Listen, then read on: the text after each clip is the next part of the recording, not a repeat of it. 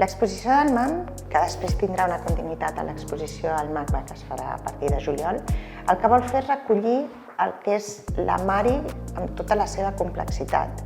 Evidentment, abordar-la com a artista, però no podem deixar de parlar d'ella com una dona que és poeta i s'ha de sumar a la seva activitat com a feminista, activista, en favor dels drets i de la posició de les dones a la societat.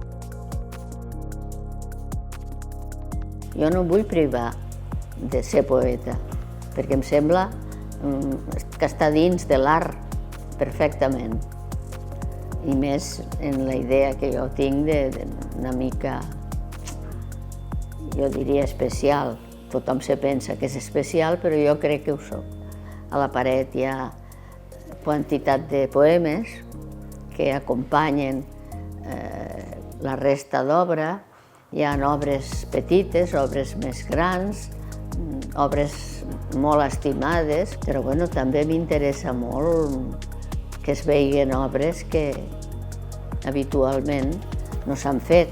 Penso que aquesta és la gràcia, que no sé per què faig una barreja allí, com si estigués fent una paella al meu poble, igual. És interessant i que hi ha obres de fa molt de temps que continuen vives.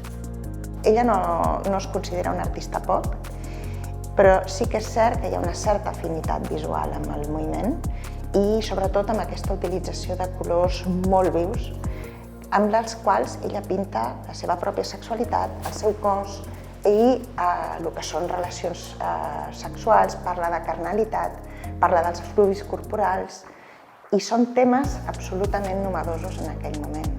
Pensem que estem encara en els anys 60, on estem en plena dictadura franquista, que està prohibit mostrar el cos nu, evidentment no es parla de relacions sexuals, hi ha una església catòlica que imposa una normativa moral i uns codis de conducta a tota la societat i pintar tan desprejuiciadament com fa Mari tota aquesta temàtica i explorar-se a si mateixa és una qüestió absolutament novedosa.